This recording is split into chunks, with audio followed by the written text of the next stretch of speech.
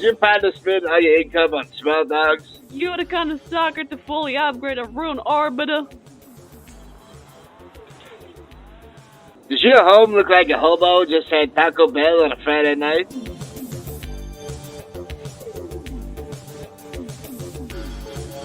Owning your own home has never been easier or more affordable. Reach out to one of my agents today. We know how it feels when you have nothing, or when you don't know anybody, when you think you can't make it through. Last hope, it's what people need. You need opportunity, we'll give you opportunity. You need a warm bed, we'll give you a warm bed. You need food, we'll give you food. You matter, people matter, community matters. We have the hand, you just gotta reach out.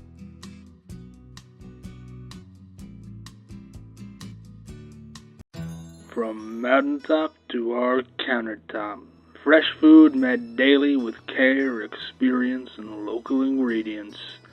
Paleto Bay Diner, home to the city's best chicken and waffles.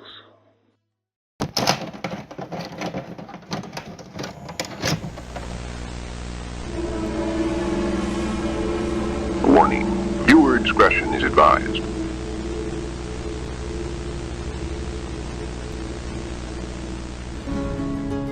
I would not advise anybody get into this lifestyle.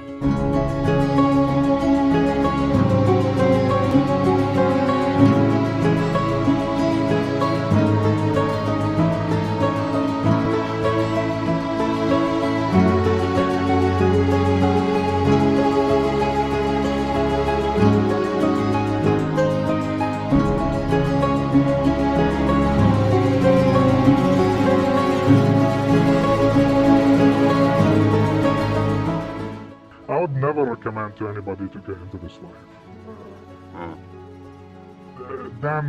Truth is, the amount of people, the percentage of people who make it out of this life alive at an old age with their family and die a peaceful death is close to zero. Probably count them on both hands.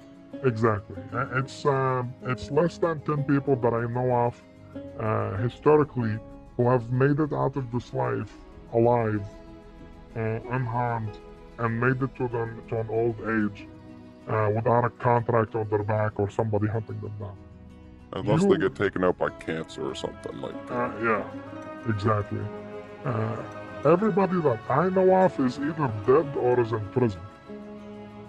A lot of our friends who we made along the way are either dead or in prison. We don't do this life because we want to retire. We don't get into this life because we want to retire at an old age with a lot of money. We all know we're not going to make it that way. It's live for today. Exactly. We're living for today. We have money now, and we're enjoying our lives now, but we all know that it's not going to go very long. So is the trade-off for you a good life but a short life? Yes. A flame that burns twice as bright and all that. Absolutely. I would rather live a short life that's... And a merry one, eh? Exactly. An amazing short life than to be a slave to the corporations and work 9 to 5, 60 years of my life. God. I mean, don't get me wrong, Dan. There's nothing wrong with an honest, hard-working man or woman. There's absolutely nothing wrong with it. And working a 9 to 5 honest job is admirable. And these people are the real heroes of our lives. It's just Stronger not than a life us. for me. Absolutely, 100%. I couldn't do that shit. Could you? No, I can't. We're on our way right now to what we call shake down a local business. Where basically we're going to extort the owner for a bit of petty cash. It'll be on a weekly or monthly basis. It's basically to stop people from causing trouble there. They're also, due to this fee, are going to be considered under our protection. So if anybody actually does go in and mess with the place, they'll have us to deal with. Now, a couple ways we do this. You could do it by force, literally scare the guy. You can, there are a couple things you can do. You can hire a bunch of local kids to go in and smash up the place, And then I come in an hour later, say, oh, what a shame. This shouldn't be happening to local businesses. This is this is an outcry. Where were the police, right? If guys like me were watching over this place, you wouldn't have any problems like that. So there's many ways to do this.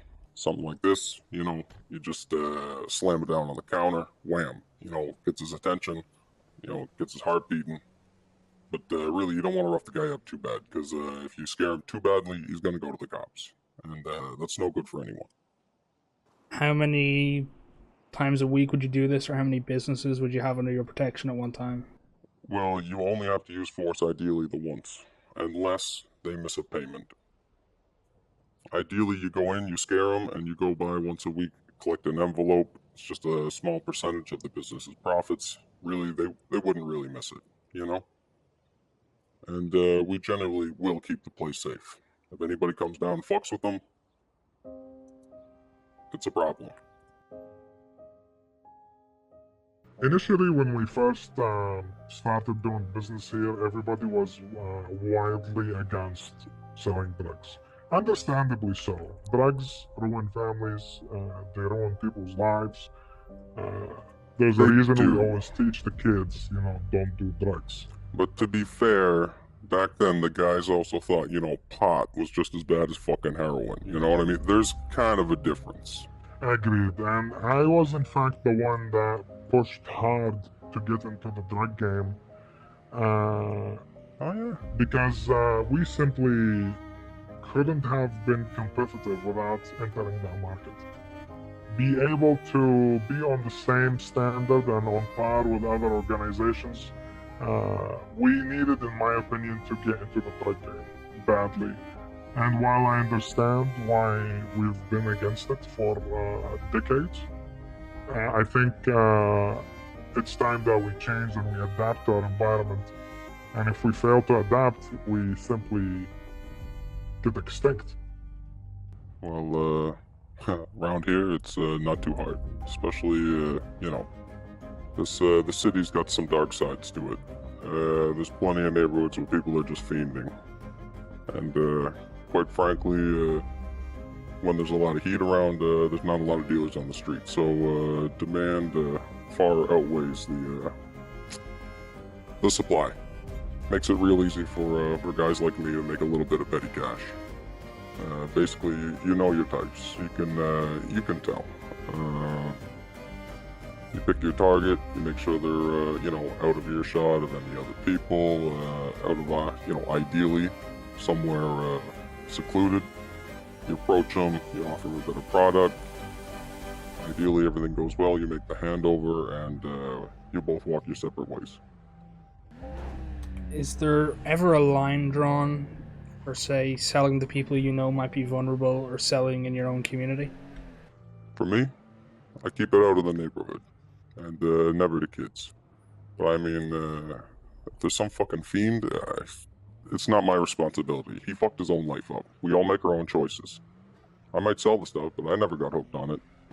How big is the element of danger in this act? Depends what you're selling. If you're in the market of selling pot to college kids, not very. If you're slinging crystal, well, those guys are fucking nuts. I don't recommend it. Cocaine is probably the, safest and most lucrative market as long as you're not selling in bulk. If you were caught doing this, what kind of time would you look at facing? Well, you try to mitigate the risk. Honestly, I've never been caught. It's hard to catch someone doing this, but you can mitigate the risk. Never carry a lot on you at a time. Keep a stash car in the neighborhood, right? You go back and forth. You make your drops. Never carry any more than misdemeanors amount worth on you. Stuff like that. It's never been easier to make a positive change in your city. You can join the fight against injustice by enrolling in ULSA at the legal classes ran by Justice Gary Willowtree, discovering the practical elements of the courtroom and taking your first step in changing this great city by joining today, either as an experienced professional or starting as a paralegal. You can have a pivotal role in shaping San Andreas for future generations. The Department of Justice is now hiring. Your state needs you. What's to do? Hello? Some moments change your life. Sit back, relax, and shut up. When you can't risk getting a speeding ticket. Ruin. Find your calling today at ULSA, either as a student or a professor.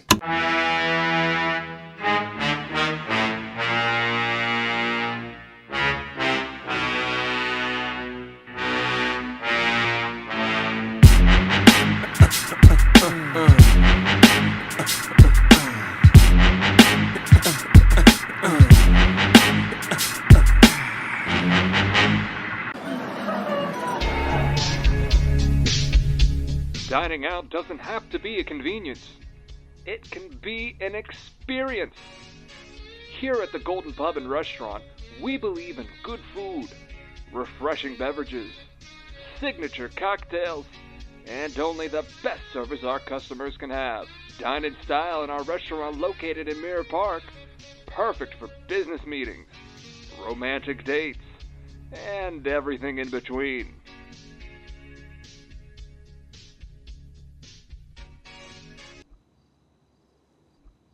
What do you love most about being an MC? Free beer.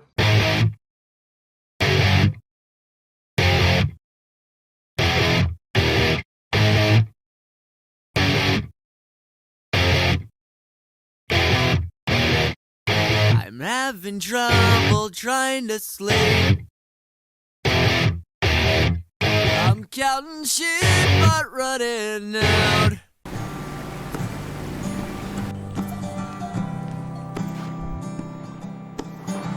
When your ass is bigger than your bank account. Ruin. When you can't risk getting a speeding ticket. Ruin. When you work in a fast food chain. Ruin. Buy a Rune or Beta today and make a decision you can financially regret forever.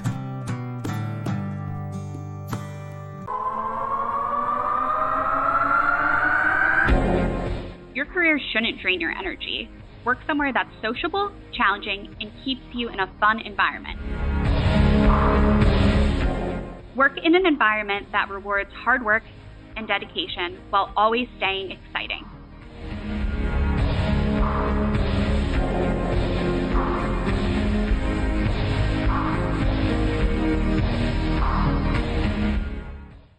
What are some of the terms and conditions of selling on other people's territory? Well, it depends. Okay, normally you don't want to cause any trouble. You stay out of other people's neighborhoods. However, certain groups have certain alliances, etc., etc. You know, this guy's allowed to sell here. Honestly, like, you know, I know personally some other people, and they don't mind me, you know, moving around their territory. But for people that aren't connected, it can be extremely dangerous. You definitely do not want to cross those bounds. She's perfect.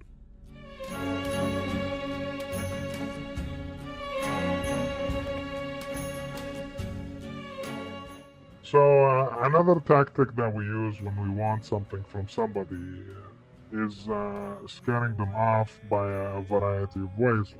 Now, one of the most famous ways that we sometimes do is calling their home phone at night, and then let it ring, they pick up, and we don't say anything, and then we hang up. We also vandalize their property, their cars, any assets that they have, to leave a message, to show them that we're not messing around. Now, this is the stage that we take before twisting their arm or resulting to any physical violence. So over here we have a guy that owes us a pretty penny. He borrowed $3,000 to buy a ticket to go see his family, and he came back and he still owes us money, and he's been avoiding us.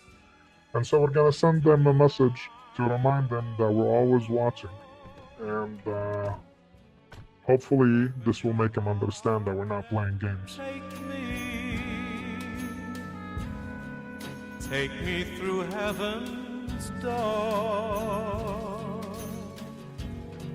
Love me the way I love you. We don't have to leave a letter behind or anything of that sort. He'll understand. They all do. We go and we send a message and they get it. And then at that point, if they don't pay up or if they continue to avoid us, is when we have to escalate things a little bit. Instead of doing this damage to our car, maybe we do the damage to his skull. We try not to kill somebody who owes us money because a dead man can't pay. However, when we run out of patience and the guy's time is expired and we no longer have any faith in him paying back, that's when he pays back with his life. Are there any exceptions of where that would be forgiven? That's a really good question. We do forgive debt sometimes based on what kind of favors you can do for us. So let's say that you can't pay back with money. Then we would ask you for a favor. Maybe we need somebody taken care of. Maybe we need some business pushed through the government, depending on your position and what you have to offer. We can sometimes accept trades. If you can't pay back with cash, then you're gonna have to pay back with something else. Either get some of our paperwork pushed, maybe get some of our tax taken care of and waived. Maybe you know somebody who knows somebody who can get us a product of some sort that we're interested in. Those would be those kind of circumstances where we would consider forgiving somebody's debt. But to do it out of empathy, that's unheard of. When the shakedown fails, you scare the guy and he still doesn't pay up. And you put the fear of God on him, track him to his place, you show where he lives, smack up his car, he still doesn't pay up. Drastic measures may apply. And sometimes you have to get your hands dirty a little bit.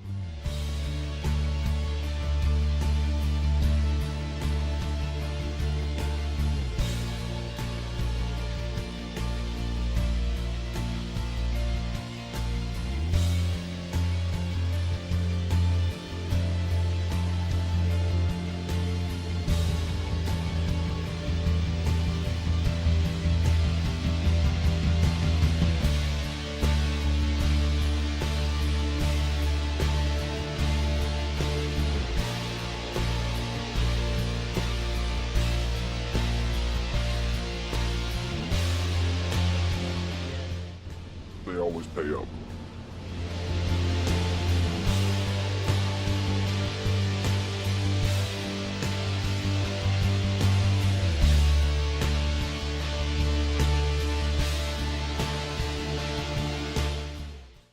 Breaking news! Are you still listening to the radio phone? Listen to your favorite music and CDs with El Cuchillo Records.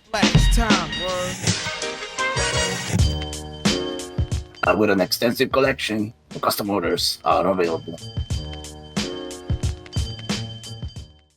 Security isn't our job, it's our passion.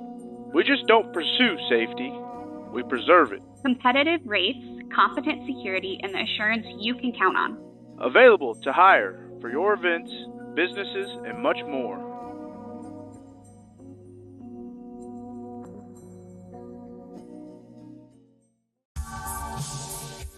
Good morning, San Andreas. I'm Jason Winters, City Councilman. I'm running for re-election, born and raised here in the city. I spent 30 years, loving this place. At the end of the day, I just want to make this place better. I really want to work with people to get small businesses up and running. I want to make sure there is more transparency between City Hall and the people. I want to work on having more regular public meetings with not only the council but the mayor.